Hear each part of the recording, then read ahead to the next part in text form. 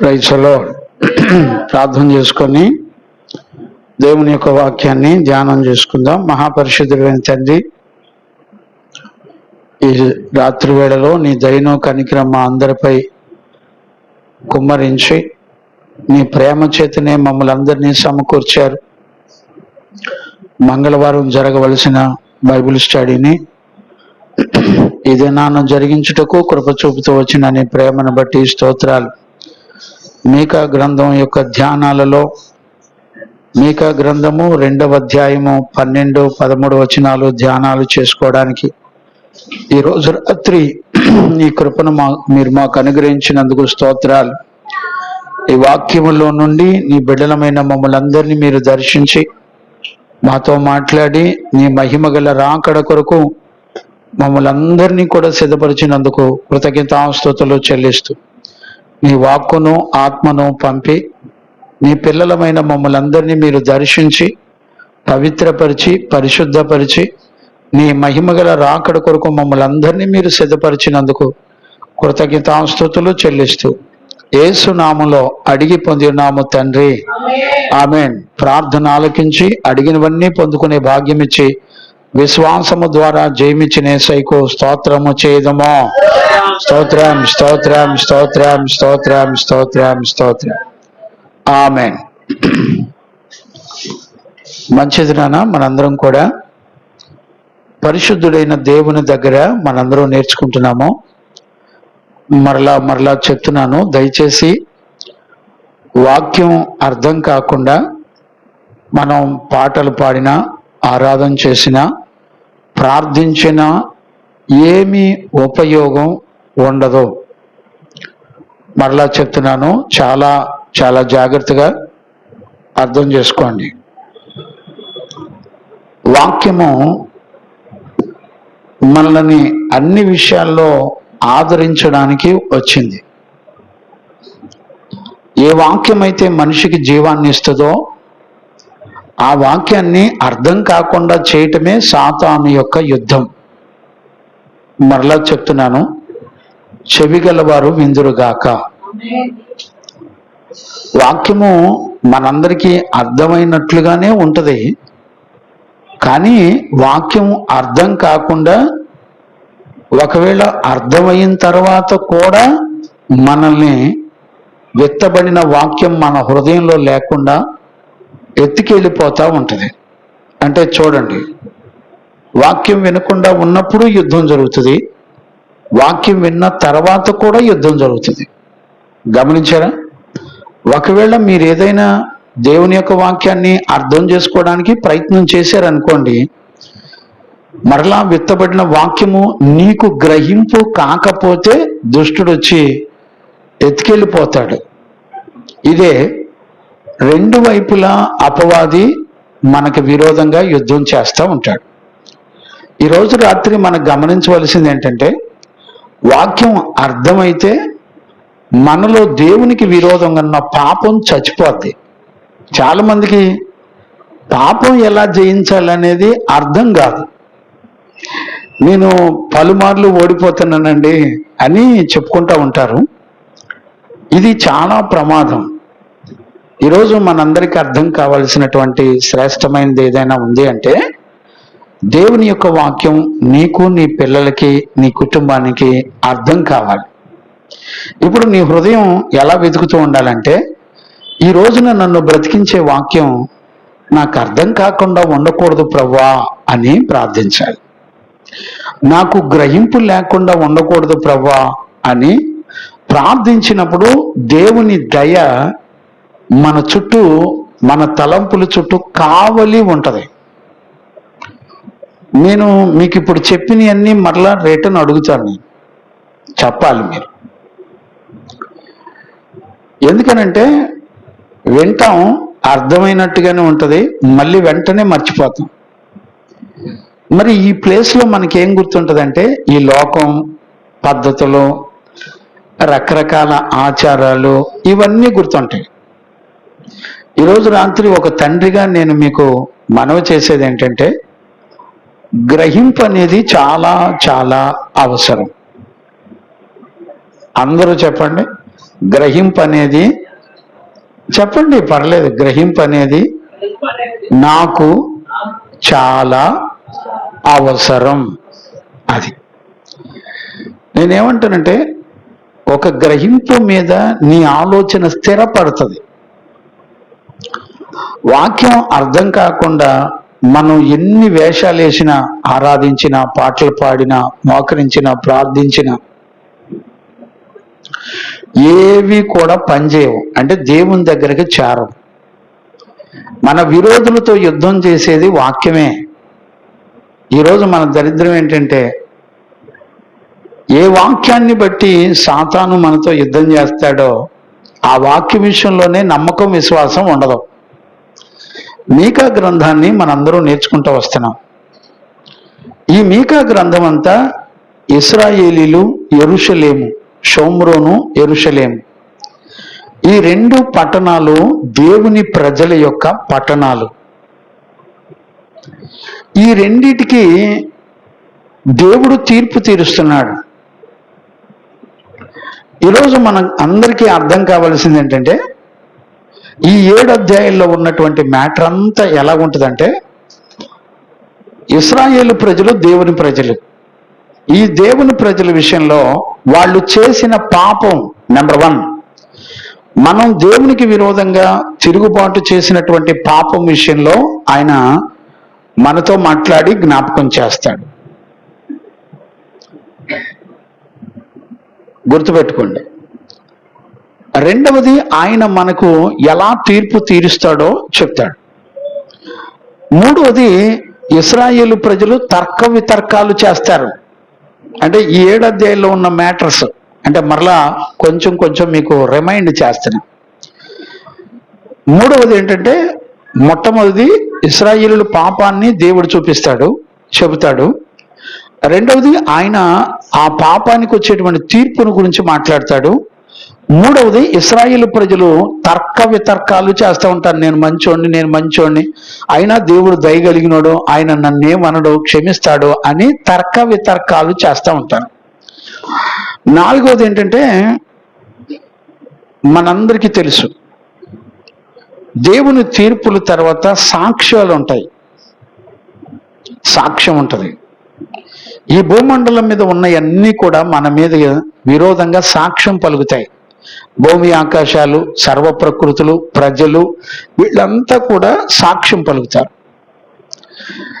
ఐదవది, ఈ అవిశ్వాసుల గుంపు అంతటికి మీదకి దేవుని యొక్క తీర్పులు వచ్చి జడ్జిమెంట్ చేస్తాయి. 5 విషయాలు ఉన్నాయి ఇందులో, ఈ 7 అధ్యాయాల్లో. మనం ఏ అధ్యాయం నుంచి ఏ అధ్యాయం చదువుకున్నా కూడా మనకు కనపడేది అదే. మనం ఇప్పుడు 2వ అధ్యాయం 12, 13 వచనాలు ధ్యానంలోకి వచ్చాం. అంతకుముందు వరకు 2వ అధ్యాయం 1వ వచనం నుంచి 11 వచనాల వరకు మనం ధ్యానం చేసుకుంటా వచ్చాం. ఇందులో 1వ అధ్యాయం, 2వ అధ్యాయం, ఈ 2 అధ్యాయాలు మనం చూసినట్లయితే పాపము, దానికి వచ్చేటువంటి జడ్జిమెంటు కనపడుతుంది. అలాగే దేవుడిచ్చినటువంటి రక్షణ కూడా కనబడుతుంది. ఈరోజు మనం 2వ అధ్యాయంలో 1వ వచనం నుండి 11 వచనాల వరకు నేర్చుకున్నాం గత లాస్ట్ సెక్షన్లో. నేనేమంటానంటే, ఈ 2వ అధ్యాయం అంతా ఉన్నది 13 వచనాలు. 13 వచనాల్లో 11 వచనాల వరకు చెప్పి ఆపేశాను. ఈ 12, 13 వచనాలు ఎందుకు డివైడ్ చేయాలి అంటే, ఈ 2 వచనాల్లో దేవుని సంగతులు, ఆయన మన పట్ల ఆయనకున్న ఆలోచనలు తెలియచేయటం జరుగుతుంది. మరి మిగతాదంతా ఏంటి అంటే, 11 వచనాల్లో ఏముంటుందంటే, మనం చేసిన పాపం, మనం ఎవరెవరి విషయంలో అక్రమంగా ఏమేం చేశామో తెలియచేస్తూ, దేవుని యొక్క తీర్పులు మన మీదకి వచ్చినప్పుడు దేవుడు మనలను శత్రువుల చేతికి ఎలా అప్పగిస్తాడో ఈ విషయాలన్నీ 11 వచనాల వరకు ఉన్నాయి. ఈ రోజున జరుగుతున్నటువంటి యుద్ధాలు ఏంటంటే, మనం దేవుని పిల్లలం, మనల్ని దేవుడు ఏమనడో అనే మోసం జరుగుతుంది. ఈ రోజు రాత్రి మనందరికీ అర్థం కావాల్సింది ఏంటంటే, దేవుడు న్యాయం తప్పడం. మనం ఏది విత్తామో అది ఖచ్చితంగా కోసి తీరతాం. అర్థమవుతుందని నేను అనుకుంటున్నాను. అందుకని చూడండి, మొదటి అధ్యాయంలో 2వ వచనంలో ఏమంటాడంటే, సకల జనులను ఆలకించండి, భూమి నీవును నీలో ఉన్న సమస్తమును చెవియొగ్గి వినండి, ప్రభువు యెహోవా మీ మీద సాక్ష్యము పలకబోతున్నాడు. పరిశుద్ధ ఆలయముల నుండి ప్రభు మీ మీద సాక్ష్యము పలకబోతున్నాడు. చూడండి, ఎవరెవరిని పిలుస్తున్నాడు సాక్ష్యానికి? భూమి ఆకాశాలంతటిని, సర్వ ప్రకృతుల్ని, సకల ప్రజలారా అని స్టార్ట్ చేశాడు. దేవునితో సహా మన మీద దేవుడు తీర్పు రోజున సాక్ష్యము నిలబెట్టబోతున్నాడు. అంటే దేవుని దగ్గర పక్కా ప్రూఫ్స్ అన్నీ ఉంటాయి. వింటున్నారా నాన్న? గ్రహించుకుంటే చాలా మంచిది. దేవుని దగ్గర పక్కా ప్రూఫ్లు అన్నీ కూడా ఉంటాయి. ఇప్పుడు కనపడుతున్న ఈ ప్రకృతులన్నీ కూడా మన మీద తీర్పులు జరుగుతాయి. ఇప్పుడు దేవుడు తీర్పు తీర్చడానికి ఆయన వచ్చేటప్పుడు 3వ వచనంలో, యెహోవా తన పరిశుద్ధ స్థలము నుండి బయలుదేరుతున్నాడు, ఆయన దిగి భూమి యొక్క ఉన్నత స్థలం మీద నడవబోతున్నాడు. ఆయన నడువగా అగ్నికి మైనము కరుగునట్లుగా పర్వతములు కరిగిపోను, లోయలు విడిపోను, వాటి మీద పోసిన నీరు పారునట్లు అవి కరిగి పారును. చూడండి, ఆయన వచ్చేటప్పుడు అగ్ని పర్వతాలు వస్తుందా? అగ్ని పర్వతాలు ఇవన్నీ కూడా లయమైపోతాయట. అగ్నికి మైనం కరిగినట్టుగా కొండలో పర్వతాలు కూడా కరిగిపోతాయి. ఎవరు వచ్చేటప్పుడు? దేవుడు వచ్చేటప్పుడు. ఏం చేయడానికి వస్తున్నాడు? తీర్పు తీర్చడానికి వస్తున్నాడు. ఇప్పుడు చూడండి, ఎవరి మీద తీర్పు తీర్చబోతున్నాడు? 5వ వచనం, యాకోబు సంతతి మీద నా మీద చేసిన తిరుగుబాటును బట్టి, ఇశ్రాయేలు సంతతి వారి పాపమును బట్టి ఇదంతా సంభవించెను. యాకోబు సంతతి వారు తిరుగుబాటు చేయుట మూలమేది? అది షోమ్రోనే కదా. యోధా వారి ఉన్నత స్థలములు ఎక్కడివి? యెరూషలేములో నీవే కావా? గమనించారా? ఒక దేశం యొక్క పాపం ఇంకొక దేశం మీద, ప్రజల మీద కూడా వెళ్ళిపోతుంది. యాకోబు వంశము ఎవరు? యాకోబు దేవుని యొక్క సేవకుడు. అర్థమైందండి? వాళ్ళ వంశంలో పుట్టినటువంటి ప్రజలందరి మీదకి తీర్పు తీర్చడానికి ఆయన బయలుదేరి వస్తున్నాడు. ఈరోజు మనందరం కూడా గమనించవలసింది అదే. అందుకు జరగబోయే పరిస్థితులన్నీ చూసినప్పుడు మీకా ఏమని ఏడుస్తున్నాడు? 8వ వచనంలో, దీన్ని చూచి నేను కేకలు వేయుచు ప్రలాపించుచున్నాను, ఏమీ లేకుండా దిగంబరిని నక్కలు అరుచుచున్నాను, నిప్పుకోడి మూలుగునట్లు మూలుగుచున్నాను అని అంటున్నాడు. ఎవరు? మీకా ప్రవక్త. ఇప్పుడు చూడండి, ఇశ్రాయేలు ప్రజల మీదకి ఉగ్రత వచ్చేటప్పుడు మీకా ప్రవక్త ఏడుస్తున్నాడు, దైవజనుడు ఏడుస్తున్నాడు. ఈ రోజున సంఘంలో ఎవరి మీదకైనా శ్రమ వస్తుంటే ఏడ్చే వాళ్ళు ఎవరు? అర్థమైందండి? దైవజనుడు ఏడుస్తాడు రాబోయే ఉగ్రతను చూసి. ఎందుకని? దేవుడు ఏది చెప్పాడో అది జరుగుద్దని దైవజనుడు తెలుసు. మీకు బైబిల్ గ్రంథంలో ఉన్న తీర్పులన్నీ కూడా, ఇశ్రాయేలీల మీద ఉన్నటువంటి తీర్పులన్నీ కూడా ఎక్కడి నుంచి వస్తాయో తెలుసా? చెప్పండి. మీరు గుర్తుందా మీకు? ద్వితీయోపదేశకాండం 28వ అధ్యాయంలో ఉంటాయి. ఇశ్రాయేలు ప్రజలంతా కూడా ఇర్మియా ప్రవక్త ఉన్నప్పుడు, యెషయా ప్రవక్త ఉన్నప్పుడు, లేకపోతే ఈ ఎహెజ్కేల్ టైంలో, మీకా గ్రంథంలో, ఆమోసు, ఎక్కడన్నా కానీ పాత నిబంధనలో తీర్పులన్నీ కూడా ఎక్కడి నుంచి వస్తాయో తెలుసా? ద్వితీయోపదేశకాండం 28వ అధ్యాయంలో నుంచి తీర్పులన్నీ వస్తాయి. ఆయన దేవుని ప్రజల మీదకి ఏ తీర్పులు వస్తాయని చెప్పాడో, ఇశ్రాయేలు ప్రజల మీద ఎప్పుడు దేవుని కోపం రగిలినా దేవుడు ద్వితీయోపదేశకాండం 28వ అధ్యాయంలో చెప్పిన తీర్పులన్నీ కూడా తీసుకొచ్చి మన మీద పడేస్తాడు. ఈరోజు బైబిల్లో మీరు ఎక్కడన్నా చదవండి, మీకాలో చదవండి, ఆమోసులో చదవండి, ఓబద్యాలో చదవండి, లేకపోతే ఇర్మియాలో చదవండి, ఎహెజ్కేల్లో చదవండి, యెషయాలో చదవండి, మీరు ఎక్కడన్నా చదవండి. ఇశ్రాయేలు ప్రజల మీదకి ఉగ్రత వచ్చేదంతా ఎక్కడి నుంచి వస్తుందో తెలిసినా? దేవుడు మీరు మాట వినకపోతే ఏ తీర్పులకు మిమ్మల్ని అప్పగిస్తానని చెప్పాడో, ఎగ్జాక్ట్లీ ఆయన ఏ తీర్పులు అయితే చెప్పాడో అదే తీర్పులు ఎన్ని సంవత్సరాలు గడిచినా ఆయన జడ్జిమెంటు చెప్పిన మాట ప్రకారం జడ్జిమెంట్ జరుగుతుంది. ఏ మనుషుడు తప్పించుకోలేడండి. మరలా చెప్తున్నాను, జ్ఞానంగా వినండి. నేనేమంటానంటే, మీరు దేవుని వాక్యం వెల్లడైన తర్వాత వెంటనే తీర్పు ఉంటుంది. దేవుని వాక్యం దైవజనుడి దగ్గర నుంచి బయలుదేరి బయటికి వచ్చిందంటే పెదాలు దాటి మనం విన్న తర్వాత విన్న దాని విషయంలో ఖచ్చితంగా జడ్జిమెంట్ జరుగుతుంది. మీరు గుర్తుపెట్టుకోండి. ఆ తర్వాత మొదటి అధ్యాయంలో మనం చూస్తే 10వ వచనం నుండి 16వ వచనం వరకు 12 దేశాల మీద, రాష్ట్రాల మీద దేవుని యొక్క తీర్పులు జరిగినట్టుగా మనం ఆల్రెడీ గత లాస్ట్ సెక్షన్లో మనం అందరం చూస్తూ వచ్చాం. అలాగే 2వ అధ్యాయంలోకి వచ్చేపాటికి ప్రారంభ వచనం నుంచి మనం చదివితే ఇశ్రాయేలు ప్రజలు ఏమేం పాపం చేశారో మొత్తం చెప్పాడు లిస్టు. ఏమేం చేశారు వాళ్ళు? మోసపు క్రియలు చేస్తూ, దుష్కార్యములు చేస్తూ, అలా చేసే వాళ్ళకి శ్రమని చెబుతూ పొరుగు వాళ్ళ యొక్క భార్యలను, వాళ్ళ ఆస్తులను, పిల్లల్ని, వాళ్ళ కలిగినవన్నీ కూడా లాక్కొని ఆస్తులు సంపాదించుకుంటూ బ్రతుకుతున్నారు. ఎవరు వీళ్ళు? దేవుని ప్రజలే. వీళ్ళు బయట వాళ్ళు కాదు, అన్ని జనులు కాదు. గమనించారా? వీళ్ళ గురించి దేవుని తీర్పు 3వ వచనంలో నుంచి బయలుదేరి ఇంచుమించుగా 11వ వచనం వరకు ఆయన చెబుతూ 11వ వచనంలో ఒక శ్రేష్టమైన సంగతిని జ్ఞాపకం చేసి నేను 12, 13 వచనాలు ఈరోజు ధ్యానాంశంగా మనం నేర్చుకుందాం. 11వ వచనంలో మీరు చూడండి. 11వ వచనంలో వ్యర్థమైన మాటలు పలుకుచు, ఇప్పుడు చూడు, వ్యర్థమైన వాటిని పలుకుచు అబద్ధికుడై ద్రాక్షారసమును బట్టి మద్యమును బట్టి నేను మీకు ఉపన్యాసము చేయుదునని అబద్ధము చెప్పుచు ఒకడు వచ్చిన ఎడల వాడే ఈ జనులకు ప్రవక్త అయ్యగును. గమనించారా? ప్రజలంతా దేవుని యొక్క తీర్పులు జరిగేటప్పుడు ప్రజలంతా ఏం చెప్తున్నారు? వస్తుందా నాన్న? రైట్. ఇప్పుడు చూడండి, మరలా చెప్తున్నాను, జ్ఞానంగా అర్థం చేసుకోండి. ఇశ్రాయేలు ప్రజలు కాపరులను గురించి జీవము గల దేవుడు మాట్లాడడాన్ని మనం చూడొచ్చు 11వ వచనంలో. ఇక్కడ మీరు ఎప్పుడైనా సరే గుర్తుపెట్టుకోండి, యుద్ధం ఎక్కడి నుంచి స్టార్ట్ చేస్తాడంటే దైవజనుడిని టార్గెట్ చేస్తాడు. సంఘములో ఆత్మపూర్ణులైన వారిని అపవాది టార్గెట్ చేస్తాడు. ఇప్పుడు దేవుని ప్రజలు ఎవరిని కోరుకుంటున్నారంట? చూడండి, వ్యర్థమైన మాటలు పలుకుతాడంట, అబద్ధాలు చెప్తాడంట. నిజంగా మీరు చదివితే వాడుక భాష బైబిల్ ఏమైనా ఉందా? చదువుతారా? వాడుక భాష బైబిల్ ఉందా ఫోన్లో మీకు?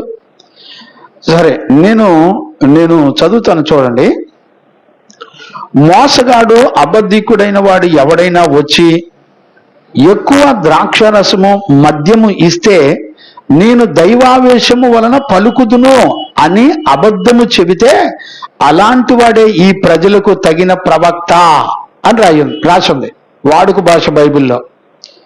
వాడుక భాష బైబిల్లో ఎంత చక్కగా రాయబడిందో ఇంక చూడండి.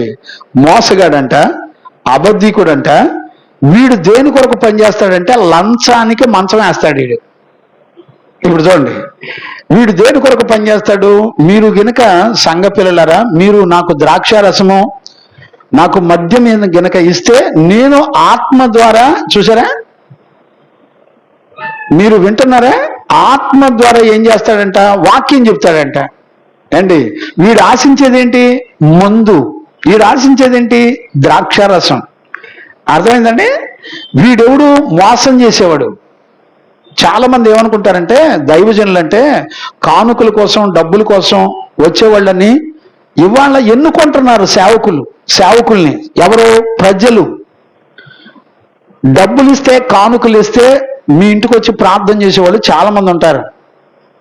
ఇప్పుడు ఇశ్రాయేలు ప్రజలు ఎవరిని ఎన్నుకున్నారంటే లంచానికి మంచం వేసే పాస్టర్లు. చూడండి, మీకు పుట్టినరోజులు, పెళ్లి రోజులు, దినాలు, తద్దినాలు, పండగలు, ఆచారాలు, సంవత్సరికాలు, ఇలాంటివన్నీ చేస్తూ బిజీగా ఉంటారు పాస్టర్లు. ఎందుకంటే ఇలాంటి కోటాలు పెడితే ప్రతి కోటానికి కానుకలు వస్తాయి. దేవుని దయ వల్ల మన సంఘంలో ఇలాంటి పిచ్చి కోటాలు లేవు. అందుకని ఎవరు రారు మన దగ్గరికి. గుర్తుపట్టారా? ఇక్కడ మీరు గుర్తుపడితే వీడు దేనికి వస్తాడంట? దేవుడు తనకిచ్చిన అభిషేకాన్ని దేనికి అమ్ముకుంటాడంటే డబ్బులకి కానుకలకి అమ్ముకుంటాడు. పండగలకి పబ్బాలకి. ఇక మీ ఇంట్లో ఎవ్రీడే ఎవడో ఒకడు పుట్టినరోజు ఉంటది, ఎవడో ఒకడు పెళ్లి రోజు ఉంటది, ఎవడో ఒకడు దినం ఉంటది, జ్ఞాపకార్థం ఉంటది. ఈ లోపల క్రిస్మస్లు వస్తాయి, పండగలు వస్తాయి, ఆచారాలు వస్తాయి, సంవత్సరికాలు వస్తాయి. ఇక చూడండి, పాస్టర్లకి ఫుల్ బిజీ అండి. అపోస్తులు ఎక్కడన్నా జీవగ్రంథంలో ఎక్కడన్నా ఇట్లాంటి కోటాలు పెట్టారండి? షైనమ్మా, అపోస్తులు ఎక్కడన్నా క్రిస్మస్ పండుగలు చేశారమ్మా? అట్లాంటి నేర్పారా సంఘాలకి? మరి ఈ రోజున మరి మీ సంఘాల్లో నేర్పట్లేదా? నేర్పుతారు. అయినా కూడా గుడ్డోళ్ళు లాగా వెళ్ళి ఆడు కూర్చొని ఆనందపడతా ఉంటారు. ఈ గుడ్డి సేవకుడు దొంగోడు ఎట్టుంటాడు తెలిసిన? నీకేదైనా శ్రమ వస్తే నీకు అడ్డంగా నిలబడ్డాడు. మీరు చూడండి, యోహాను సువార్త 10వ అధ్యాయంలో 10వ వచనం నుంచో లేకపోతే 7 నుంచో చదవండి నాన్న. యోహాను సువార్త 10వ అధ్యాయము. దొంగతనమును అని ఉంటుంది చూడండి. ఎన్నో వచనం? 7, 10, 10 చదువున్నాను. దొంగతనమును, హత్యను. ఇప్పుడు చూడండి, ఇప్పుడు ఈడెవడంట? దొంగ, మోసగాడు, అబద్ధాలు పలికేవాడు. ఇప్పుడు ఈ దొంగతనమును, హత్యను, నాశనమును చేయుటకు వచ్చును గాని మరి దేనికి కూడా రాడు. గొర్రెలకు నేను జీవము కలుగుటకును అది సమృద్ధి జీవము కలుగుటకును నేను వచ్చితినని మీతో నిశ్చయముగా చెప్తున్నాను. నేను గొర్రెలకు మంచి కాపరి. ఇప్పుడు చూసారా, నేను గొర్రెలకు మంచి కాపరిని.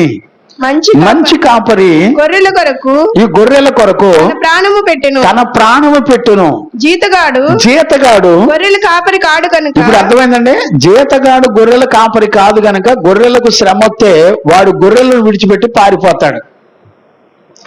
ఈ రోజున సంఘాల్లో యవ్వన పిల్లలు ఎంతమంది వ్యభిచారంతో, అపవిత్రతతో, కోరికలతో, ఇష్టాలతో, దేవుని భయం లేకుండా బతుకుతున్నారు చెప్పండి. కాపరులు ఏం చేస్తున్నారు అండి? సంఘంలో ఉన్న బిడ్డలకి దెయ్యాలు పట్టి చాతబళ్ళు చేసి బలహీనులయ్యి వాళ్ళ భవిష్యత్తుకు దిక్కు దివాణ లేకుండా బాధపడుతుంటే కాపరులు ఏం చేస్తున్నారు అండి?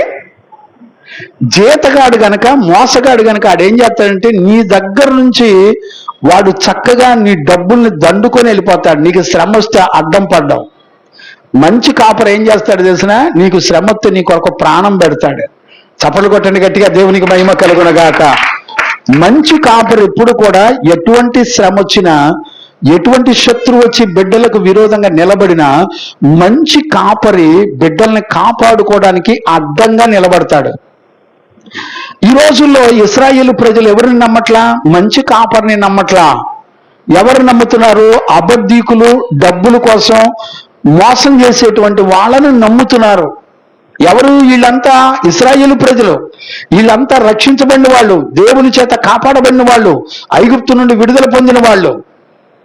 ఈ రోజున ఎవరిని కోరుకుంటున్నారు? గుర్తుపట్టగలుగుతున్నారా? దేవునికి మహిమ కలుగునుగాక. Praise the Lord. ఈ రోజు రాత్రి మన పితరుల జీవితాల్లో జరిగిన పరిస్థితులే నేడు అంత్య దినాల్లో మన సంఘాల్లో కూడా జరుగుతున్నటువంటి దినాలు. నేను ఇప్పుడు ఇదంతా ఎందుకు చెప్పాల్సి వచ్చిందంటే 12, 13 వచనాలు అర్థం కావాలంటే నీకు ఇదంతా కూడా నేను గుర్తు చేయాలి. ఇదంతా నీకు బుర్రలో లేకపోతే 12, 13 వచనాలు నువ్వు అర్థం చేసుకోవడానికి నీకేం కుదరదు. ఇప్పుడు చూడండి, ఇప్పుడు 12 వచనాలు, 12, 13 వచనాలు చదవండి అన్న. మీకా పుస్తకము 2వ అధ్యాయం 12, 13 వచనాలు చదవండి. యాకోబు సంతతి.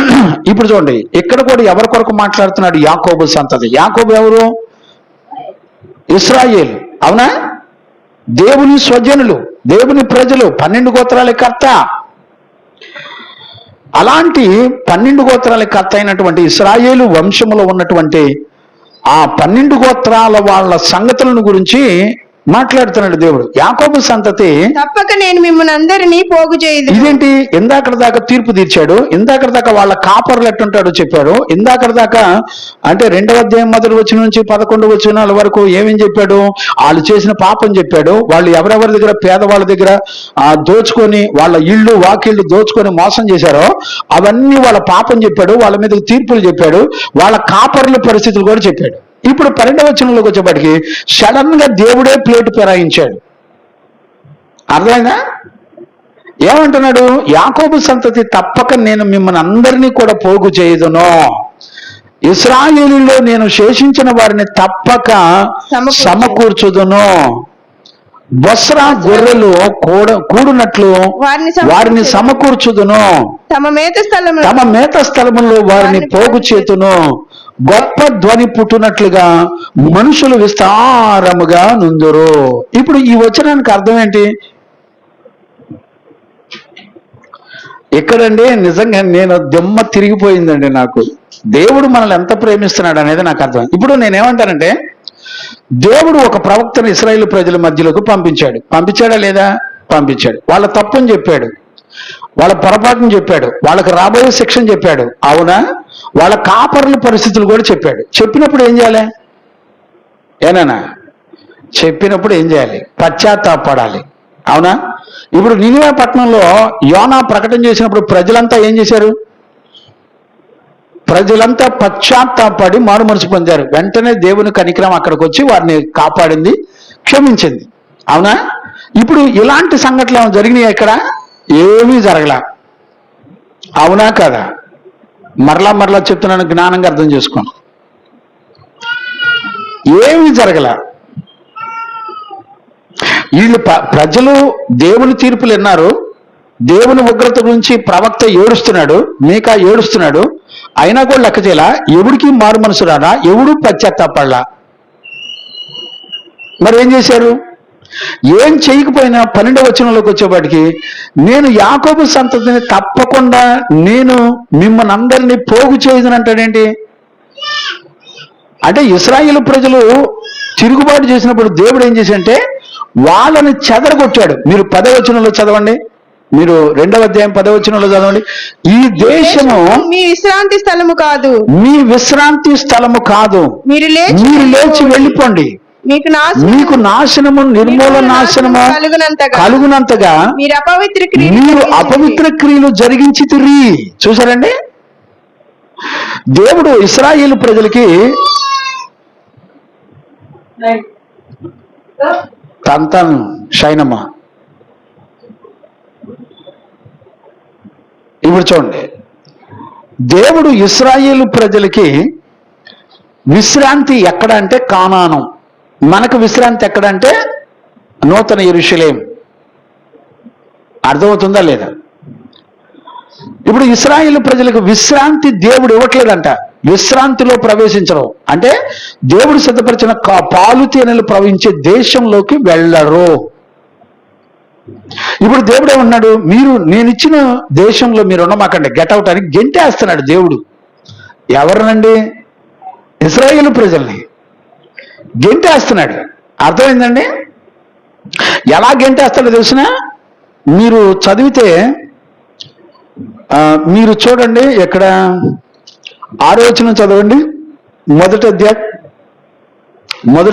6. షోమ్రోను చేనులో ఉన్న రాళ్ల కుప్పల వలె చేసేది. చూడండి, షోమ్రోన్లో ఉన్న చేనులో గనక రాళ్ల కుప్పలు వేస్తే ఎట్లా ఉంటుందో అట్లా చేసేటండి మహాపట్టణాన్ని. అమ్మా, మీరు ఇప్పుడు ఇశ్రాయేల్ యుద్ధంలో గాజా ఎట్టుంది అని మొత్తం బిల్డింగ్లు అపార్ట్మెంట్లు అన్ని పడిపోయి కూలిపోయి రాళ్ల కుప్పలు అయిపోయినాయి. వింటున్నారా? సేమ్ ఒక మహాపట్టణాన్ని దేవుడు మాట అయినపోతే రాళ్ల కుప్పల్లాగా చేసేస్తాడంటండి దేవుడు. ఆయన యుద్ధం చేస్తే అలా ఉంటది. ఇంకేం చేస్తున్నాడు? ద్రాక్ష చెట్లు నాటు తగిన స్థలముగా దానిని ఉంచెదను, దాని పునాదులు బయటపడినట్లుగా దాని కట్లు రాళ్లను లోయలో పారవేదును. చూడండి, ఇప్పుడు నేలను దున్ని మొక్కలు నాటడానికి ఎలా సిద్ధపడుతుంది? ద్రాక్ష తీగలు నాటడానికి సిద్ధపరిచినట్టు ఉంటదంట మహాపట్టణం. అంటే దేవుడు ఎలా దున్ని చేస్తాడో చూడండి పట్టణాన్ని. రాళ్ళు కుప్పలుగా, ఒక లోయలో రాళ్ళు కుప్పలుగా పోస్తే ఎట్టుంటుందో అట్లా చేస్తాడంటండి ఇశ్రాయేలు ప్రజల్ని. భయం ఉందండి దేవుని ప్రజలకి. నేనేమంటానంటే అలాంటి కోపంలో దేవుడు తీర్పు తీర్చేటప్పుడు సడన్ గా 12వ వచనంలో అంటాడు, ఇశ్రాయేలు ప్రజలారా, యాకోబు సంతతి, మీరు చెదిరిపోయారు కదా, మీరు అన్యజనులకు అప్పగించబడి ఆ తల ఒకసారి చెదిరిపోయారు కదా, మిమ్మల్ని అందరినీ పోగు చేసే మంచి కాపర్ని నేనే. కొట్టండి, చప్పలు కొట్టండి గట్టిగా, దేవునికి మహిమ కలుగును గాక. ఎంత మంచి దేవుడు అండి దేవుడు, అర్థమవుతుందండి? ఇప్పుడు చూడండి, చెదిరిపోయిన ఇశ్రాయేలు ప్రజల్ని ఒక మంచి కాపరి వలె, ఒక మంచి రాజ్యాన్ని పరిపాలన చేసే ఒక మంచి రాజు వలె చెదిరిపోయిన ప్రజలందరినీ కూడా నేను పిలుచుకొని వారిని దగ్గర తెచ్చుకుంటాను అన్నాడండి దేవుడు. How great God, what a beautiful God. 12వ వచనం 13వ వచనం అందుకనే విడదీసి చెప్పాల్సి వచ్చింది. అర్థమైందండి? ఇప్పుడు చూడండి ఏమన్నాడు, చూడండి, యాకోబు సంతతిని తప్పక నేను మిమ్మల్ని అందరినీ పోగు చేయుదును. నేనంటే ఎవరు?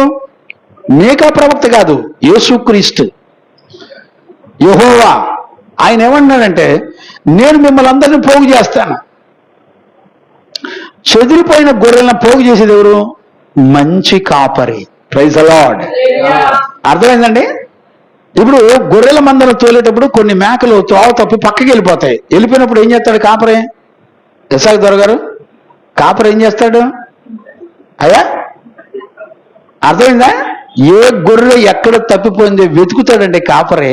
Praise the Lord. ఈ కాపరి ఎలాంటి కాపరి తెలిసినా? మనకు మంచి కాపరి. మీకు కాపరి గురించి తెలియాలంటే 23వ కీర్తనలో మీరు చూస్తే చక్కటి కాపరి ఏం చేస్తాడో అన్నీ రాసి ఉన్నాయి. చక్కటి పచ్చిక గల బయళ్ళ మీద తీసుకెళ్లి చక్కగా పడుకోబెట్టి చక్కగా నడిపిస్తాడు మనల్ని. మంచి కాపరి. అర్థమైందండి? దేవునికి మహిమ కలుగును గాక. Praise the lord.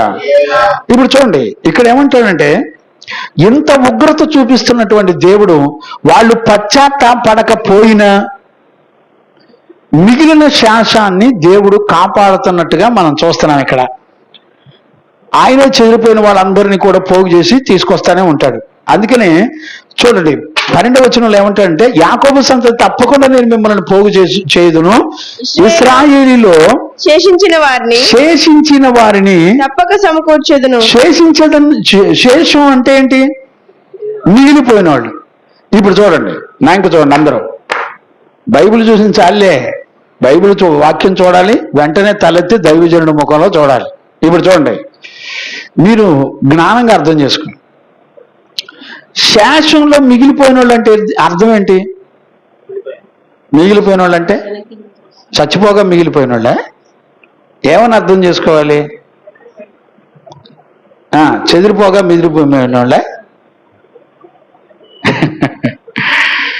శైనమ్మ ఎవరు చెప్పు? శాశ్వం అంటే ఎవరు? మిగిలిన వారు. మంచిది. ఇప్పుడు నేను వివరంగా చెప్తాను, అర్థం చేసుకో. శాశ్వం అంటే ఎవరో తెలిసిన? ఇక్కడ దేవుని చిత్తమును ఎరిగి శ్రమలలో కూడా పుటం వేయబడి ఎన్ని శ్రమలు వచ్చినా దేవుని చిత్తానికే అప్పగించుకొని బ్రతికేవాడు అని అర్థం. ఇప్పుడు నేను కొంచెం వివరంగా చెప్తాను చూడండి. నీతిమంతులు ఎప్పుడు కూడా కథలకు స్థిరంగా ఉంటారంట. అవునా? మనకి లేఖనాల్లో 1-2 సందర్భాల్లో దేవుడు మాట్లాడిన విషయాలు ఇవన్నీ. నీతిమంతులు కదలకుండా ఎప్పుడు స్థిరంగా ఉంటారు. ఇప్పుడు నేనేమని చెప్తున్నానంటే, ఇశ్రాయేలు ప్రజలు ఇంత దుర్మార్గుల మధ్యలో నీతిమంతులు బతికి దేవుని చిత్తం చేసే పరిశుద్ధులు ఉన్నారో, చప్పలు కొట్టి గట్టిగా దేవునికి మహిమ కలుగును గాక. ఎంతమంది దుర్మార్గులు ఉన్న వారి మధ్యలో నీతిమంతులు ఉంటారో గుర్తుపట్టండి. ఎంతమంది దుర్మార్గులు ఇశ్రాయేలు ప్రజలు, దేవుని ప్రజలే మోసగాళ్ళైనా వాళ్ళ మధ్యలో విశ్వాసముతో నీతిని కాపాడుకుంటూ బ్రతికే నీతిమంతులు ఉంటారు. ఇప్పుడు వాళ్ళు ఎన్ని శ్రమలు వస్తున్నా, బాధలు వస్తున్నా ఇప్పుడు ఏమంటారంటే ఆయన చిత్తానికి అప్పగించుకొని బ్రతుకుతారు. ఇప్పుడు చూడండి, ఇప్పుడు శత్రువు వీళ్ళ దేశం మీదకి వచ్చాడండి. శత్రువు ఇశ్రాయేల్ దేశం మీదకి వచ్చాడు. వచ్చిన తర్వాత శత్రువు ఏం చేస్తున్నాడు? జనాల్ని విపరీతంగా కొడుతున్నాడు. కొంతమందినేమో చంపేస్తున్నాడు, కొంతమందినేమో దాసులుగా తీసుకెళ్లిపోతున్నాడు, కొంతమందినేమో బానిసలుగా కొనుక్కెళ్ళి అమ్మి పారేస్తున్నాడు, కొంతమంది ఆస్తులు లాగేసుకుంటున్నాడు, పొలాలు, ఆస్తులు, పంటలు అన్ని దోచుకుంటున్నారు. ఇప్పుడు దోచుకునే గుంపులో నీతిమంతుల సంతానాలు కూడా ఉంటాయి. ఇప్పుడు వీళ్ళు నోరు తెరవరు. ఎందుకని? నీతిమంతులు శ్రమలను కూడా ఆశీర్వాదంగా తీసుకుంటారు తప్ప శ్రమలలో ఇదేంటి దేవుడు మమ్మల్ని ఎట్ట చేశాడని అనరు. రోగాలు వచ్చినప్పుడు దేవుడేంటి ఇలా చేశాడు అని అనరు. అదే దుర్మార్గులైతే ఏమంటారు?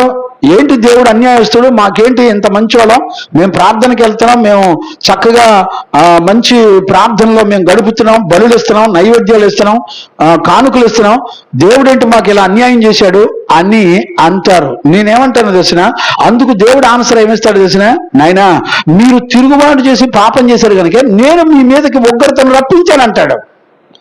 ఇప్పుడు ఈ ఉగ్రతలో ఎవరు కూడా ఉంటారు? నీతిమంతులు కూడా నలగొట్టబడతా ఉంటారు.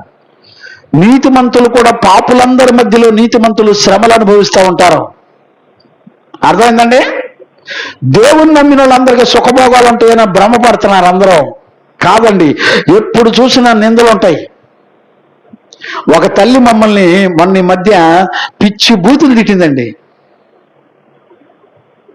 జుబ్బాలు పట్టుకొని లాగితే చిరిగిపోయినాయి. అందరిలాగే కొలత కొలిసింది. తెలియదు. నేనేమంటానంటే దుర్మార్గులు ఉన్నారు, క్రైస్తవులు దుర్మార్గులు ఉన్నారు, దేవుని ప్రజలు దుర్మార్గులు ఉన్నారు. కానీ వాళ్ళల్లో కూడా నల్లగొట్టబడుతూ అవమానించబడుతూ శ్రమలు పడుతున్న నీతిమంతులు కూడా ఉంటారు. Praise the Lord. హల్లెలూయా.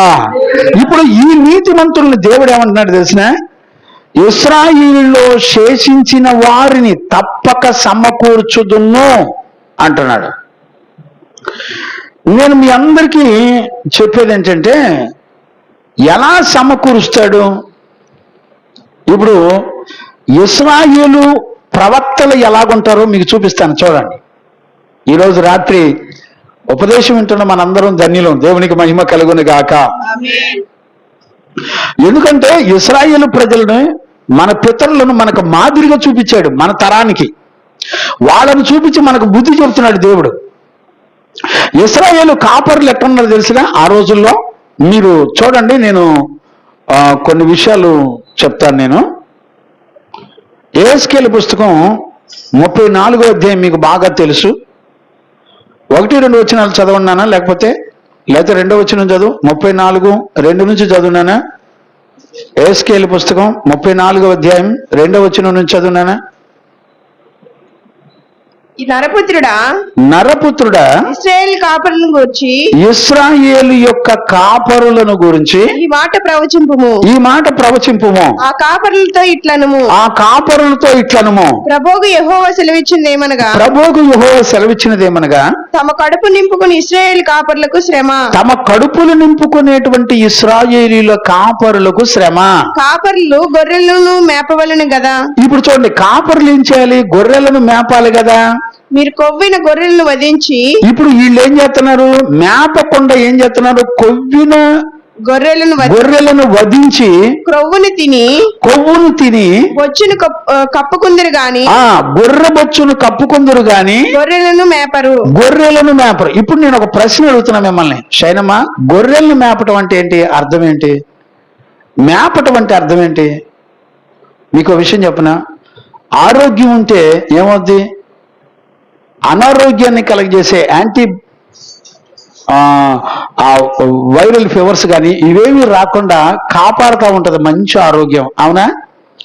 ఇప్పుడు నేనేమడుగుతున్నానంటే, మంచి ఆహారం తిన్నప్పుడు దేవుని పిల్లలు ఎట్టుంటారు?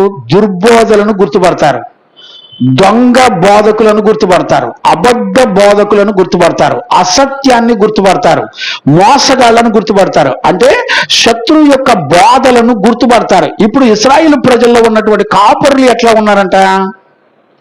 వాళ్ళు ఏమంటారంటే, అబద్ధాలు మోసాలు మీకు చెబుతూ వచ్చి, మీరు గనక ద్రాక్ష రసం ముందు గనక నాకు పోపిస్తే నేను అద్భుతమైన ఆత్మచేత ప్రవచనాలు చెప్తాను, వాక్యం చెప్తానంటారంట.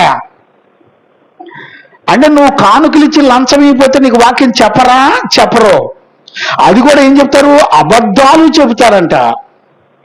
ఇప్పుడు సత్యవాక్యం నీకు చెప్పినప్పుడు నువ్వు ఒక కాపరి దేని కొరకు బ్రతుకుతున్నాడు, వీడు పట్టకూటి కొరకు బ్రతుకుతున్నాడా లేదని చూస్తాడు. నేనేమంటానంటే, భర్త ఏమో సేవకుడు, భార్య ఏమో ఉద్యోగం చేస్తూ ఉంటది. అర్థమైందండి? ఇంకో కొంతమంది పాస్టర్లు ఉన్నారు, ఇక వాళ్ళు ఉద్యోగం చేస్తూ సేవ కూడా చేస్తారు. వీళ్ళకి విశ్వాసం అంటే ఏంటో తెలుసండి. వీళ్ళకి విశ్వాసం మీద ఆధారపడడం అంటే ఏంటో తెలుసండి వీళ్ళకి. మరి కొంతమంది ఏమో ఎవడో ఒకళ్ళు వాక్యం చెప్పేవాడు, ఎవడు వాక్యం చెప్తే వాడే పాస్టర్ అమ్మ అనుకుంటున్నారు. ఇదంతా పెద్ద దొంగల ముఠ. వీళ్ళు ఏం చేస్తారంటే, మీకు దేవుని వాక్యంలో ఉన్న సత్యాన్ని చెప్పవలసిన దాన్ని మీకు చెప్పరు. మీరు ఎలాగున్నా మీరు మంచోళ్ళు, దేవుని పిల్లలు, మీరు ఆశీర్వదించబడతారు, మీకు ఉద్యోగాలు వస్తాయి, మీకు శ్రమలు వస్తాయి, అది ఇదని ప్రేమతో చెప్తా ఉంటారు, ఐస్ క్రీమ్ మాటలు చెప్తా ఉంటారు, మీకు అన్నీ కలిసి వస్తాయి అని చెప్తారు. ప్రభువుని నమ్ముకుంటే మీకు ఆస్తులు కలిసి వస్తాయి, మీకు ఉద్యోగాలు బాగా వస్తాయి, మీ పుట్టినరోజులు బాగా చేసుకోవచ్చు, పెళ్లి రోజులు బాగా చేసుకోవచ్చు, దినాలు తద్దినాలు బాగా చేసుకోవచ్చు అని చెప్పుకుంటా ఉంటారు. భయం ఉందండి. ఈ కాపర్లు ఎలాగుంటారంట?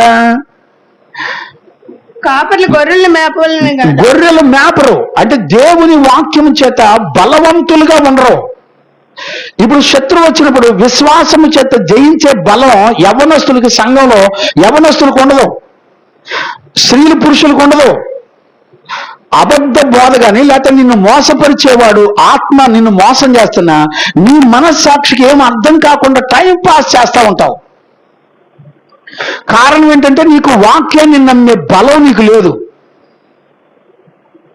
వాక్యంలో దేవుడు నీకేం చెప్పాడో ఆ సత్యము నీ హృదయంలో లేదు కనుక నిన్ను మోసం చేసేవాడిని జయించడానికి కావలసిన అభిషేకం, బలం నీకు లేదు. ఇప్పుడు చెప్పండి. ఇప్పుడు వీళ్ళు ఏం చేస్తారో తెలిసిన, గొర్రెల్లో ఉన్నటువంటి కొవ్వుని అంటే అర్థమేంటి, డబ్బుని, ఆస్తుల్ని శుభ్రంగా పాసల్లో శుభ్రంగా సపరి చేస్తారు. ఇప్పుడు 10 రూపాయలు కానుకేసి నువ్వు మాత్రం అట్టానే ఉంటావు చిరిగిన బట్టలతో. నువ్వు కానుకలేసిన పాస్టర్ గారు మాత్రం కార్లు, సూట్లు, 10 లక్ష రూపాయల కోట్లు లేనిది, 10,000 రూపాయలు రెయిన్బో కలజోళ్ళు లేనిది ఆడు బయటికి రాలేడు. ఆడు వాక్యం చెప్పాలంటే మేకప్ కావాలి, పిల్లిగడ్డం కావాలి, కోట్లు కావాలి, సూట్లు కావాలి. ఇలాంటి అబద్ధ బోధకుణ్ణి మీ పేరు చెప్పి, సంఘం పేరు చెప్పి ఈడు ఆస్తులను సంపాదించుకుంటా ఉంటాడు. వాళ్ళ పిల్లలకి ఆస్తులు, డబ్బులను సంపాదించుకుంటా ఉంటాడు. అపోస్తులు ఎట్లా ఉంటారు తెలిసిన, ప్రతిష్ఠితులు ఎట్లా ఉంటారు తెలిసిన, వాళ్ళకి ఏమాత్రం ఒక్క రూపాయి కూడా ఉండదండి. వాళ్ళకి డబ్బులు ఏదైనా వస్తే సంఘంలో పేదవాళ్ళకి పంచిపెట్టి, అక్కరగా ఉన్న వాళ్ళందరికీ పంచిపెట్టి వాళ్ళకి మేలు చేస్తూ ఉంటారు. దైవజనుల పేరు మీద, వాళ్ళ పిల్లల పేరు మీద, వాళ్ళ కుటుంబాల పేరు మీద ఫిక్స్డ్ డిపాజిట్లు, ఆస్తులు ఉండవండి, ఉండవు. అలాంటి మంచి కాపరిని, నీకు శ్రమ వస్తే, నిన్ను శత్రువు వచ్చి నిన్ను వేధిస్తుంటే ఒక నీతిమంతుడైన కాపరి నీ కొరకు ప్రాణం పెట్టి నీకు జీవాన్ని ఇవ్వడానికి అడ్డం పడతాడు. కానీ ఈ దుర్బోధకులు ఏం చేస్తారు తెలిసిన, నీకున్న ఆస్తిని, నీకున్న దశంభాగాలు, లేకపోతే నీకున్న డబ్బుని, ఆస్తిని నీ పండగల పేర్లు చెప్పి, డబ్బుల కలెక్షన్లో స్టార్ల పేర్లు చెప్పి, డబ్బుల కలెక్షన్లో పిల్లలు డాన్సుల పేర్లు చెప్పి, డబ్బుల కలెక్షన్లో నిన్ను దోచుకొని నీ డబ్బంతా, కొవ్వంతా శుభ్రంగా తినేస్తాడు. నీకేం నేర్పడం? అపవాదం వస్తే జయించడం నేర్పడం, పాపం ఎదురైతే జయించడం నేర్పడం, చెడుతనం ఎదురైతే నీకు జయ జీవితం నేర్పడం. నువ్వు పాపం ఎదురైనప్పుడు నువ్వు పాపంతో రాజీ పడి ప్రశాంతంగా నీకు నువ్వే నడిపించబడతా ఉంటావు, నీకు నువ్వే నిర్ణయం చేసుకుంటావు. నీ ఆలోచనలకి పరిశుద్ధుల ఆలోచన నీకు తోడు ఉండదు. నీ నిర్ణయం నీవే అంటే నువ్వు ఖచ్చితంగా సాతాను చేతికి అప్పగించబడ్డావన్న సంగతి ఖచ్చితంగా గుర్తుపట్టాలి. ఇశ్రాయేలు కాపరులు ఎట్టున్నారు? కొవ్విన వాటిని శుభ్రంగా కోసుకొని తింటున్నారంట. అంటే వాడు డబ్బు కోసం పరిచయం చేస్తూ ఉంటాడు. గుర్తుపట్టారండి? నువ్వు అట్టానే ఉంటావు, కానీ నీకు వాక్యం చెప్పేవాడు మాత్రం ఆస్తులు పెరుగుతూ ఉంటాయి. గ్రానైట్ రాళ్ళు, టేకు తలుపులు, అంటే 10కి మాలిన మంద, బుద్ధి జ్ఞానం, శివుని నెత్తురు ఏం ఉండదండి. ఎందుకంటే నీకు వాక్యం యొక్క బలం నీ దగ్గర లేదు. అర్థమైందా? మంచి కాపరి ఎట్లా ఉంటాడు తెలిసిన, చదవండి 11వ వచనం నుంచి చదువునానా, అక్కడే యెహెజ్కేలు పుస్తకం 34. వ్యర్థమైన మాటలు పలుకుచు అబద్ధికుడై, నానా అక్కడ కాదు, యెహెజ్కేలు పుస్తకం 34, 11 వచనం చదువునానా. ప్రభువైన యెహోవా 11 నుంచి 16 దాకా చదువుకోవచ్చు. ప్రభువైన యెహోవా సెలవిచ్చిందేమనగా, జాగ్రత్తగా వినండి. ప్రభు అయిన యెహోవా సెలవిచ్చినదేమనగా, ఇదిగో నేనే నా గొర్రెలను వెదికి. ఇప్పుడు చూడండి, మంచి కాపరి ఏం చేస్తాడండి? చెదిరిపోయిన గొర్రెలు మొత్తం ఎదుగుతాడంటండి. పిల్లలు ఎక్కడ శ్రమలో ఉన్నారు, పిల్లలు ఏ స్థితిలో ఉన్నారు చూడు. ఆశాబనందు నమ్మక్కనందు బిడ్డల మీద ఎంత మనస్సాక్షితో ఉంటాడు తెలిసిన కాపరి. బిడ్డల మీద ఏగ వాలితే ఊరుకోడండి కాపరి. ఇమ్మీడియట్ గా ఇంట్లోకి వెళ్ళిపోయి కూర్చుంటాడమ్మా. ఏంటి, భర్త మాట ఇంట్లేదా, పిల్లల మాట ఇంట్లేదా, ఏం శ్రమ కలిగింది, శత్రువు ఎక్కడ యుద్ధం చేస్తున్నాడు, ఉపవాసం ఉందారా, ఉపవాసం ఉండి కడుపు కట్టుకొని దేవుని పాదాలు పట్టుకుందారా అంటాడు. నీ శత్రు మీద జయం పొందడానికి నీకు విశ్వాసాన్ని నూరిపోస్తాడు కాపరి. నీకు వాక్య బలము నీ దేహంలో నీ తలంపుల్లో నింపబడినప్పుడు నీ శత్రువుల మీద జయం పొందడానికి నీకు దేవుడు నీ హృదయంలో విశ్వాసాన్ని నింపుతాడు. లోకమును జయించిన విజయము మన విశ్వాసమే. ఈ రోజున విశ్వాసం నేర్పే కాపరులు ఉన్నారంటే, పండగలు చేపించే కాపరులు ఉన్నారా అంటే? వీడికేం తెలుసు విశ్వాస విషయాల్లో కష్టపడ్డ వీడికేం తెలుసు? ఉద్యోగాలు చేస్తూ రిటైర్డ్ అయిపోయి పింఛన్ల మీద బతికితూ సేవలు చేసేవాడు ఎందుకు పనికొస్తాడు? ఇప్పుడు లేఖనం ఏమని చెప్తుంది? మంచి కాపరంట. ఇప్పుడు ఇశ్రాయేలు ప్రజలను కోపగించి తీర్పు తీర్చి గెంటేసింది ఎవరు? దేవుడే. మళ్ళీ ఇప్పుడు ఇదే దేవుడు ఏం చేస్తున్నాడు? ఇప్పుడు వెతుకుతున్నాడంట. వెతికేవాళ్ళు ఎవరు? మంచి కాపరి. ఇప్పుడు చూడండి, మీరు యెషయా పుస్తకం 40 అధ్యాయం 11-12 వచనాలు చదవన్నానా. యెషయా పుస్తకం 40 అధ్యాయము 11-12 వచనాలు చదవన్నానా. గొర్రెల కాపరి వలె, గొర్రెలకు మంచి కాపరి వలె ఆయన తన మందను మేపును. ఆయన తన మందను మేపుతాడు. చూడండి, బలహీనులు, వాక్యం తెలియక విశ్వాసం తెలియక ఉన్నటువంటి ప్రజల కంట మంచి బలమైన ఉపదేశాన్ని విత్తి మేపుతాడంటండి. ఈ వాక్యం విన్న తర్వాత ఏ శత్రువు వచ్చినా భయపడరేళ్ళు. శ్రమ కలిగితే ఉపవాస ప్రార్థనలో నరమానవుడికి తెలియకుండా దేవుని ఇంటిలో దేవుని పాదాలు పెట్టుకొని ఉపవాసాలు జాగర వేసి ప్రార్థన చేస్తారు. ఇవ్వాలంటే ఎవరింట్లో నన్న శ్రమ కలిగితే గొట్టాలు పెట్టి ప్రార్థన చేస్తున్నారు. వాళ్ళ ఇంట్లో శ్రమ అంతా బయట వాళ్ళకి చెప్పి ఎండగట్టి ప్రార్థనలు చేస్తూ ఉంటారు. అంటే మేము శ్రమలెత్తే ప్రార్థన చేసే బ్యాచ్ అని ఇతరులకు చెప్పుకుంటాడు. మంచి కాపురం చేస్తాడు తెలిసిన, ఏ ఇంటికి శ్రమ వస్తే ఆ ఇంటికి సంఘం అంతా వెళ్ళి అక్కడ కూర్చొని వాళ్ళని ధైర్యపరిచి వాళ్ళకి విశ్వాసాన్ని నూరిపోసి, ఎందుకంటే లోకంలో ఉన్న సాతాను రాజ్యాలన్నిటినీ కూల్చి జయమిచ్చేది విశ్వాసమే. విశ్వాసాన్ని నూరిపోస్తాడండి. జగపేటలో ఒక ఫ్యామిలీ ఉందండి, భార్య భర్తలు. వాళ్ళ ఇంట్లో సమస్యలు ఉన్నప్పుడు ఇప్పుడు దగ్గర 2 నెలల నుంచి నేను విశ్వాసాన్ని వాళ్ళకు ఫోన్లో నూరిపోస్తున్నా, విశ్వాసాన్ని నూరిపోస్తున్నా, బలహీనులను బలపరుచుకున్నా. ఇప్పుడు ఆ ఇంటికి విరోధంగా లేచిన శత్రువుతో పోరాడుతున్నాం మేము. ఏమండి, ఎంతో మంది సేవకులు ఒక్కడన్నా అడ్డంగా నిలబడి కాపాడుకున్నవాడు కనపడతలా. మంచి కాపరి గొర్రెల కొరకు ప్రాణం పెడతాడో. గొర్రెలకు జీవము, అది సమృద్ధి జీవము ఇవ్వటానికి ప్రాణం పెడతాడంట. ఇప్పుడు ఈ కాపరి ఏం చేస్తున్నాడు? చదువునా 11-12 వచనాలు. యెషయా పుస్తకం 40. ఆయన తన మందను మేపును. ఆయన తనకి మందకు బలమైన ఆహారాన్ని పెట్టి మేపుతాడు. తన బాహువుతో గొర్రె పిల్లలను కూర్చి, ఇప్పుడు చూడండి, తన బాహువుతో గొర్రె పిల్లలను కూర్చి సమకూర్చి రొమ్మును ఆనించుకుని మోయిను. ఇప్పుడు చూడండి, మంచి కాపరంట రొమ్మును ఆనించుకొని మోస్తాడంటే, పిల్లల్ని మోసినట్టు మోస్తాడంటే. ఏం కాపరండి, ఎంత శ్రేష్టమైన కాపరండి. ఇంకేం చేస్తాడంట? 12 కూడా చదివేవా? పాలిచ్చు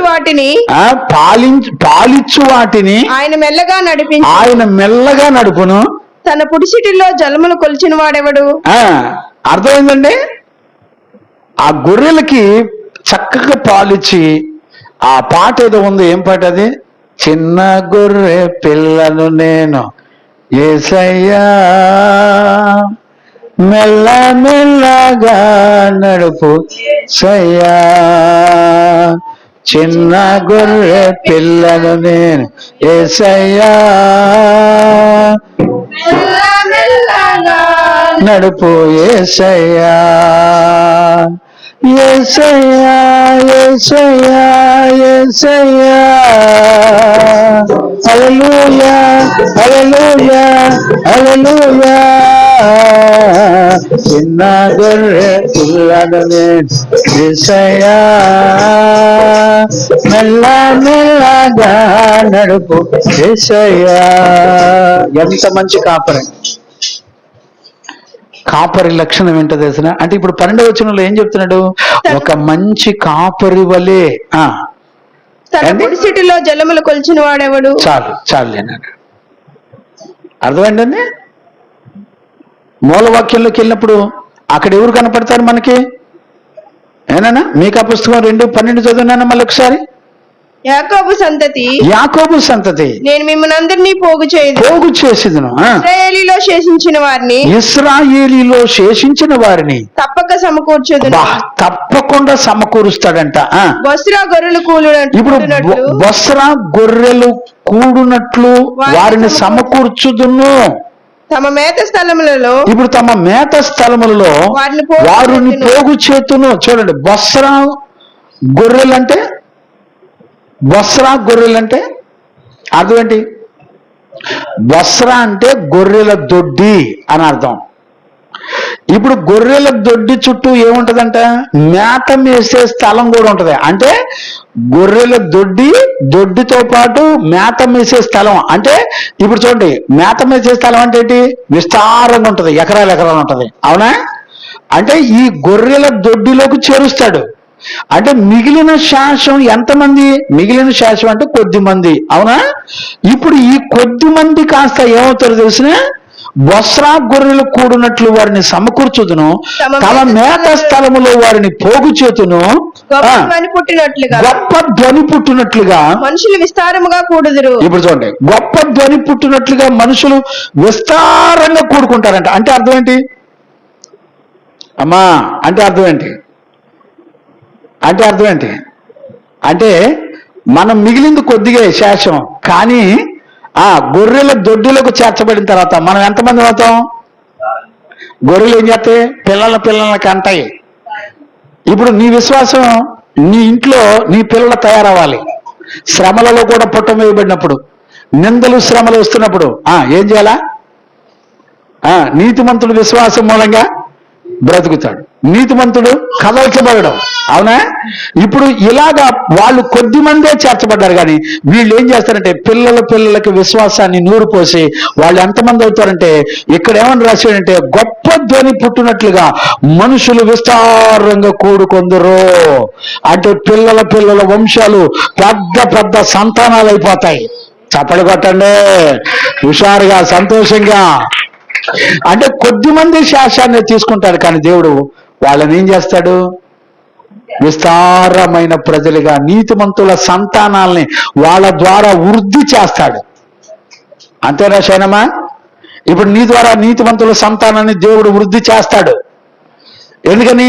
ఒక నీతిమంతుని గర్భాన నీతిమంతులను దేవుడు కంటాడు. అవునా కదా? ఇప్పుడు చెప్పండి, వారిలో కొద్ది మందే గాని తర్వాత ఎంతమంది అవుతారు? 10,000 మంది అవుతారంట. అర్థమైందా? ఇది దేవుని యొక్క సిస్టమ్. సహించుకొని శ్రమలలో, ఉగ్రతల్లో ఇదేంటి అని ప్రశ్నించకుండా శేషముగా మిగిలిన కొద్ది మందిని అనేకులుగా విస్తారంగా పెరిగిపోతారు. వాళ్ళంతా అందరూ కలిసి ఆరాధన చేస్తుంటే గొప్ప శబ్దం పుట్టిద్దట. Praise the Lord, hallelujah. ఇప్పుడు ఈరోజు మనందరం కొద్ది మందిమే. ఈ కొద్ది మంది కాస్త ఏమవుతారు? నీతిమంతుల సంతానాలు విస్తారంగా పెరిగిపోతారు. వారి శబ్దాల ధ్వని పెద్దగా వస్తుందంట. ఏండి, ఇరుకు ద్వారంలో ఎంతమంది ఉంటారు? కొద్ది మందే, చాలా తక్కువ మందే ఉంటారు. కానీ వాళ్ళు ఎంతమంది అవుతారంట? చివరికి విస్తారంగా అవుతారట. 12వ వచనంలో నాకు ఎవరెవరు కనపడుతున్నారంటే ఒక కాపరిగా కనపడుతున్నాడు, రాజుగా కనపడుతున్నాడు. అర్థమైందండి? ఇప్పుడు చూడండి 2వ అధ్యాయం 13 వచనం చదవండి. ప్రాకారములు పడగొట్టువాడు ప్రాకారములు పడగొట్టువాడు వారికి ముందుగా పోవును వారు గుమ్మములు పడగొట్టి దాని ద్వారా దాటిపోవుదురు వారి రాజు వారికి ముందుగా నడుచును. ఇప్పుడు ఎవరు కనపడుతున్నారు అండి? ఇప్పుడు ఎవరు కనపడుతున్నారు? రాజుగా. ఇప్పుడు రాజుగా దేవుని ప్రజలను దేవుడే రాజయుండి పరిపాలన చేస్తాడు. కొట్ట చప్పలు కొట్ట గట్టిగా దేవునికి మహిమ కలుగునగాక. Praise the Lord. ఇప్పుడు సీక్రెట్ ఏంటి చెప్పనా? ఇప్పుడు మనుషులు పరిపాలన చేస్తే అక్రమాలు ఉంటాయి, పాపం ఉంటుంది, తిరుగుబాటు ఉంటుంది, అన్యాయం ఉంటుంది. ఇప్పుడు నేనేమంటానంటే దేవుడే రాజుగా పరిపాలన చేస్తే ఏండి అర్థమవుతుందండి? దేవుడే రాజుగా పరిపాలన చేస్తే అన్యాయం ఉంటుందా? కన్నీరు ఉంటుందా? దుఃఖం ఉంటుందా? మోసం ఉంటుందా? హడావుడి ఉంటుందా? ఏమీ ఉండదండి. Praise the Lord. ఇప్పుడు ఇశ్రాయేలు ప్రజలను ఏమన్నాడు తెలిసిన? మంచి కాపరిగా నేనే చెదిరిపోయిన వాళ్ళని తీసుకొచ్చుకుంటా, వాళ్ళకి మంచి బలమైన ఆహారం పెడతా, పచ్చిక గల చోట్ల వాళ్ళని పరుండ చేస్తా, ఇంకా ఏం చేస్తాడు తెలుసా? ఆయనే రాజుగా ఉండి పరిపాలన చేస్తాడంట. సంతోషించండి. మీకేం అర్థమవుతుందో నాకు తెలియట్లా. Praise the Lord. హల్లెలూయా. ఆయనే రాజుగా పరిపాలన చేస్తాడంట. నేనేమంటానంటే దేవుడే రాజుగా పరిపాలన చేస్తే మనకెంత సంతోషం అండి. నిజంగా నేను ఈరోజు 12-13 వచనాలు చదువుతున్నప్పుడు నిజంగా మనల్ని ఎంత ప్రేమించాడు. ఏమంటే ఇదంతా పశ్చాత్తాపడిన వాళ్ళకి దేవుడు ప్రేమించింది కాదు. అసలు ఎంత వార్నింగ్లు ఇచ్చి తీర్పు తీర్చినా కూడా ఒక్కడ కూడా పశ్చాత్తాపడినట్టు రాయలా ఈ అధ్యాయంలో, మనసు మార్చుకున్నట్టు రాయలా. కానీ 12-13 వచనాలకు వచ్చేప్పటికి దేవుడే తన ప్రజల మీద కనికరపడి శ్రమలలో నిలబడి శాశ్వతంగా మిగిలిన వాళ్ళని దీవిస్తున్నాడండి.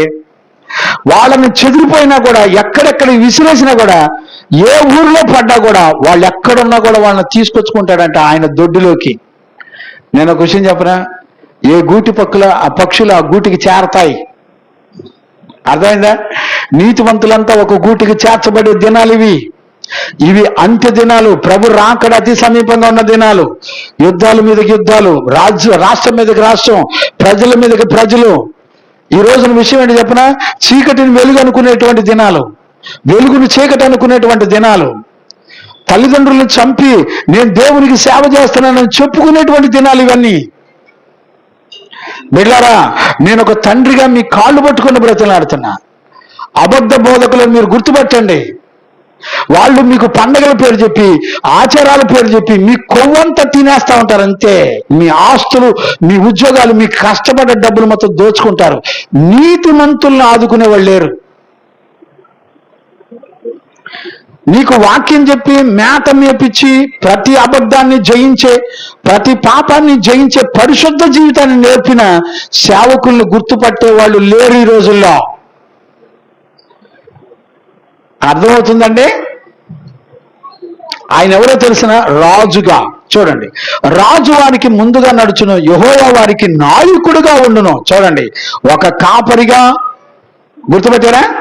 ఒక రాజుగా, ఒక నాయకుడిగా 3 పాత్రలు పోషిస్తాడంటండి నా ప్రభు. How great God. దేవునికి మహిమ కలుగును గాక. ఈ రోజున ఒక దైవజనుడిగా నేను ఒక విషయం చెప్పనా? ఎంత సంతోషమో. ఇప్పుడు చూడండి, ఒక కాపరిగా, రాజుగా, నాయకుడుగా నా ముందుండి నన్ను నడిపిస్తాడంటే ధైర్యం తెచ్చుకోండి. నువ్వు అరణ్యంలో ఉన్నా, వ్యాధుల్లో ఉన్నా, రోగాల్లో ఉన్నా, నిందల్లో ఉన్నా, శ్రమల్లో ఉన్నా, నిన్ను పట్టించుకొని ఒక కాపరిగా నిన్ను కాపాడుకునే కాపరి నీకు తోడున్నాడు. ఒక రాజుగా నిన్ను పరిపాలన చేసే ఒక రాజు ఉన్నాడు. ఒక నాయకుడిగా నీ ముందు నడిపించేటువంటి ఒక నాయకుడు ఉన్నాడు. ఇశ్రాయేలు ప్రజలకు ముందు నడిచాడు దైవము. యెహోవా ముందు నడిచాడు. మోషే అడిగాడు, ప్రభా నువ్వు ముందు నడవకపోతే నేను నడవను, నాకు చేత కదా అన్నాడు అంతే. ఆ పాట కూడా ఉంది కదా, ఇశ్రాయేలు సైన్యమునకు ముందు నడిచిన దైవమా నేడు మాతో కూడా నుండి మమ్ము నడిపించుము. నేడు మాతో కూడా నుండి మమ్ము నడిపించుము. ఇశ్రాయేలు సైన్యములకు ముందు నడచిన దైవమా. ఎంత చక్కటి పాటలు అండి, పాత పాటలు ఎంత అద్భుతంగా ఉంటాయో. నేను ఒక మాట మీకు జ్ఞాపకం చేస్తాను. ఇక్కడ చూడండి, మీకా పుస్తకంలో 4వ అధ్యాయం 6-7 వచనాలు కూడా చదువునానా. ఆ దినమున నేను కుంటి వారిని పోగు చేయుదును. ఇప్పుడు నేను కుంటి వారిని పోగు చేయుదును. అవతలికి వెళ్ళగొట్టబడిన వారిని బాధింపబడిన వారిని సమకూర్చుదును. ఇదే యెహోవా వాక్కు. కుంటి వారిని శేషముగాను. ఇదిగో చూడండి, ఇప్పుడు కుంటి వారిని శేషముగాను, దూరంలోకి వెళ్ళగొట్టబడిన వారిని బలమైన జనముగాను. కొట్టండి, చప్పలు కొట్టండి గట్టిగా, దేవునికి మహిమ కలుగునగాక. చెదిరిపోయిన వారిని బలమైన జనముగా దేవుడు చేస్తాడంటండి. ఎలా బలంగా? వాక్యము చేత బలవంతులుగా చేస్తారు. వాక్యం విన్న పిల్లలు మోసపోరేక, వాక్యం విన్న పిల్లలు పాపానికి పనికిరారేక, లోకానికి ఆశలకు పనికిరారేక, దేవుని వాక్యము చేత పరిశుద్ధపరచబడతారు వాళ్ళు. నీతివంతుల సంతానముగా ఉంటారు వాళ్ళు. ఈ రోజు నువ్వెందుకు పరిశుద్ధుడిగా ఉండట్లే? వాక్యము చేత నువ్వు బలమును అందట్లా. నువ్వు వెళ్తున్నావు, పోతున్నావు, కానుక ఎత్తున్నావు, ప్రార్థన చేయించుకుంటున్నావు, అన్ని చేస్తున్నావు, నీకు వాక్యం అర్థం కావట్లా. ఏ వాక్యాన్ని నమ్మితే నీకు బలం వస్తుందో, ఏ వాక్యమును ఆహారంగా తీసుకొని బలవంతుడిగా నిలబడాలో, ఈ రోజుల్లో సాతాను యొక్క పాప మోసాలను జయించడానికి, చీకటిని, మాంత్రిక కట్లను, సాతాను శక్తులను జయించడానికి నీకు వాక్యమనే బలం లేకపోవడం వలన అపవాది నిన్ను, నీ కుటుంబాన్ని పట్టుకొని వేధిస్తున్నాడు. నీ ఇంట్లో ఈ రోజున ఎందుకు నెమ్మది లేదు? ఈ రోజు నీ ఇంట్లో ఎందుకు గొడవ, ఎందుకు సమాధానం లేదు? కారణం ఏంటి తెలిసిన? నీకు దేవుని వాక్యం అర్థం కాలా. నీ ఇంటిని దేవుని వాక్యం ఏలుబడి చేయట్లా. ఎందుకో తెలిసిన? దేవుని వాక్యం నీకు అర్థమైతే విశ్వాసం నీకు అర్థమవుతుంది. విశ్వాసం నీకు అర్థమైతే విశ్వాసము ద్వారా నీ శత్రువుని జయించగలవు. ఉందండి వాళ్ళ వినుటంలో విశ్వాసం కలుగుతుంది. పరిశుద్ధుల ఉపదేశాలు వింటున్నావా? అబద్ధ బోధకుల యొక్క ఉపదేశాలు వింటే నువ్వెన్ని సంవత్సరాలు బ్రతికినా నీ జీవితంలో నామకార్థంగా బ్రతకడమే. నీ కోరికలు చావు, నీ ఇష్టాలు చావు, నీ పాప బ్రతుకు మారదు, నీ ఇష్టం.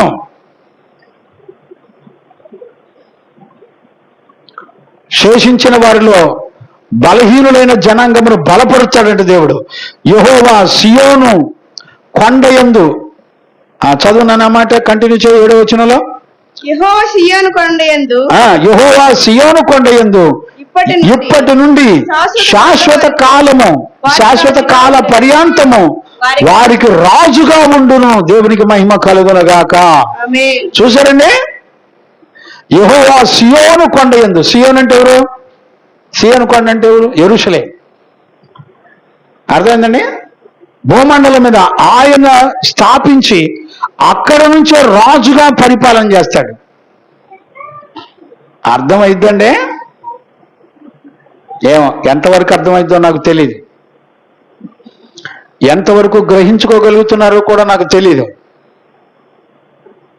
ఒక దైవజనుడిగా మీ కాళ్ళు పట్టుకొని బ్రతిలాడుతున్నానండి. సత్యం నీకు అర్థం కాకుండా నువ్వే భక్తి చేసినా చెల్లవు. ఈరోజు నీకు, నీ కుటుంబానికి ఈ వాక్యం అర్థం కాకపోతే నీ బ్రతుకు ఎడారే.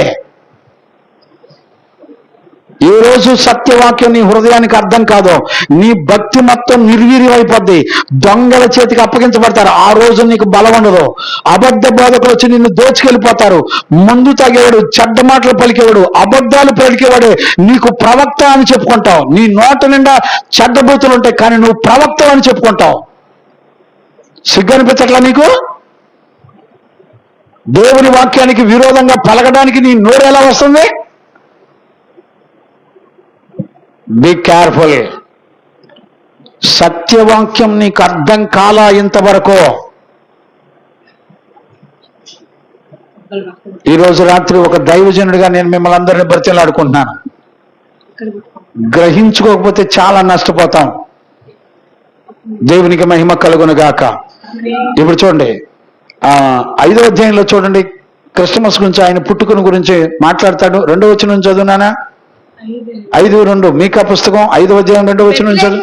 బెత్లెహేము బెత్లెహేమి ఎఫ్రాతా యూదా వారి కుటుంబంలో, యూదా వారి కుటుంబంలో నువ్వు స్వల్ప గ్రామమైనను నా కొరకు ఇశ్రాయేలీయులను ఏలబోవాడు, నా కొరకు ఇశ్రాయేలీయులను ఏలబోవాడు నీలో నుండి వచ్చును. పురాతన కాలం మొదలుకొని శాశ్వత కాలము ఆయన ప్రత్యక్షమగుచుండెను. అర్థమైందండి? ఇప్పుడు 2వ అధ్యాయం ముగింపులో మనం ఏం చదివాం? శాశ్వత కాలము ఆయన రాజుగా మనల్ని ఏలబోతున్నాడు, నాయకుడుగా, రాజుగా, కాపరిగా.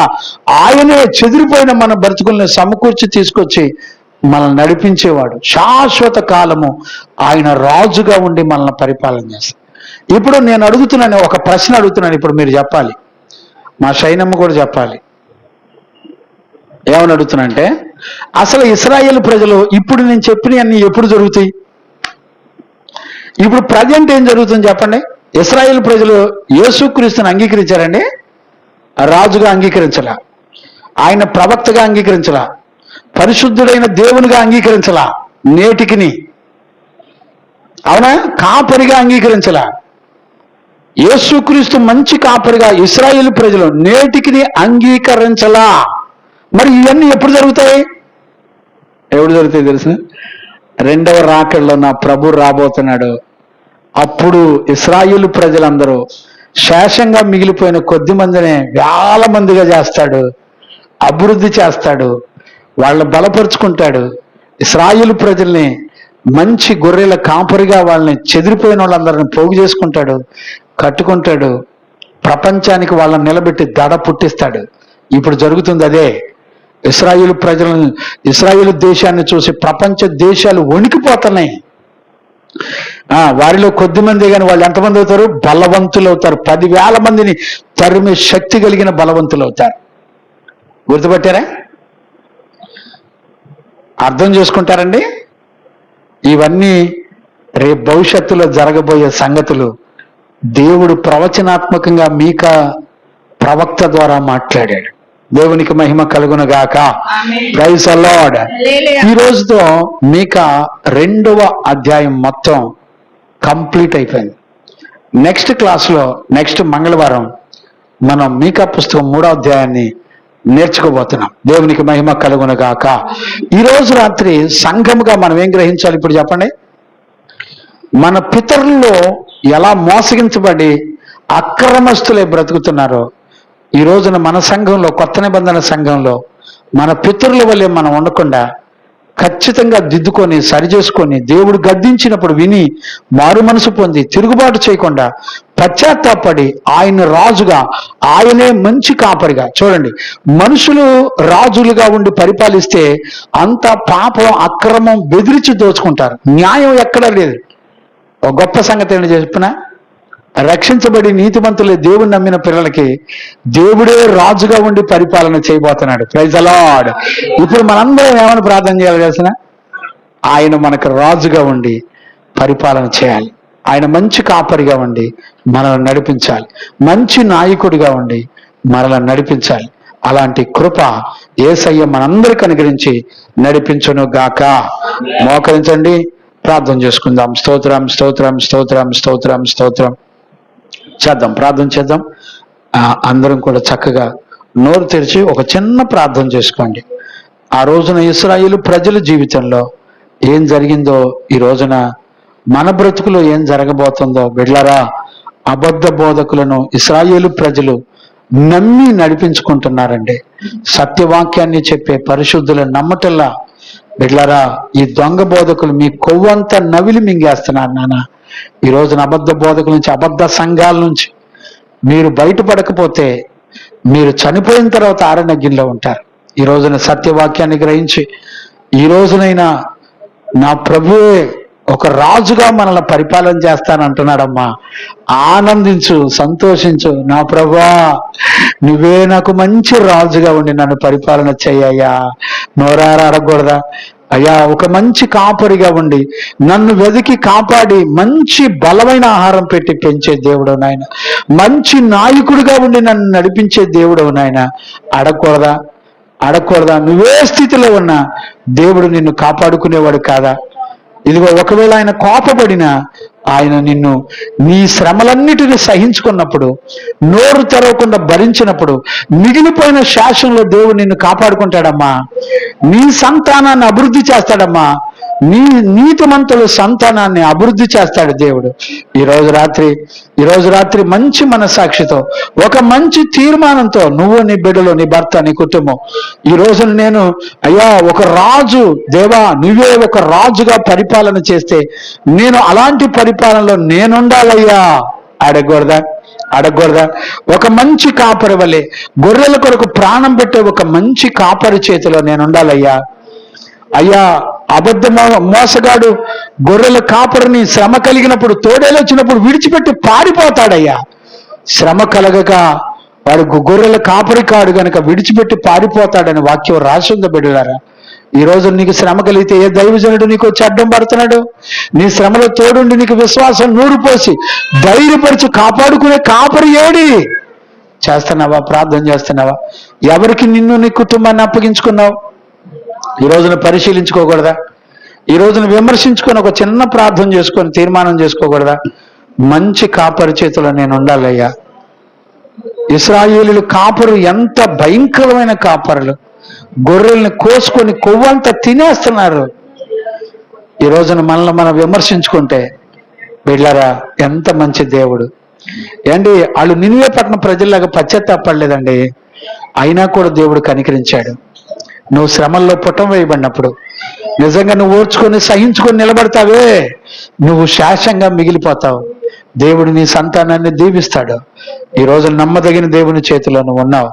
ఓ విరిగి నలిగిన హృదయంతో ఒక చిన్న ప్రార్థన చేసుకుందాం. మహాపరిశుద్ధుడైన తండ్రి, ఈ రోజు రాత్రి మీకా గ్రంథంలో నుంచి 2వ అధ్యాయం మనైనా 12-13 వచనాల్లో ఉన్న మంచి కాపరిగా, రాజుగా, నాయకుడిగా ఉండి నడిపిస్తున్నావు అయ్యా. మేము నీ నాయకత్వంలో నాయనా నువ్వు రాజుగా నడిపిస్తున్నప్పుడు, కాపరిగా ఉన్నప్పుడు మేము నీతో పాటు ఉండడానికి కృప దయచేయండి. నీ సన్నిధి మా అందరికీ తోడుంచి వాక్యం అర్థం చేసుకోవడానికి మంచి మనసుచ్చి నడిపించినందుకు కృతజ్ఞతాస్తుతులు చెల్లిస్తూ యేసు నామములో అడిగి పొందినాము తండ్రి, ఆమేన్. ప్రార్థన ఆలకించి అడిగినవన్నీ మన జీవితంలో విశ్వాసం ద్వారా పొందుకోవడానికి కృపనిచ్చిన యేసయ్యకు స్తోత్రించేదమా. స్తోత్రం స్తోత్రం స్తోత్రం స్తోత్రం స్తోత్రం స్తోత్రం స్తోత్రం. ఆమేన్. మన తండ్రి అయిన దేవుని నుండి, మన ప్రభు యేసుక్రీస్తు నుండి, పరిశుద్ధాత్ముని యొక్క అన్యోన్య సహవాసము, సన్నిధి, సమాధానము విశ్వసించిన బిడ్డలకును సకల పరిశుద్ధులకును యేసయ్య కృపా సమాధానము మనందరికీ తోడేయండి నడిపించును గాక. ఆమేన్. హల్లెలూయా హల్లెలూయా హల్లెలూయా. అందరికీ వందనాలు. ప్రైజ్.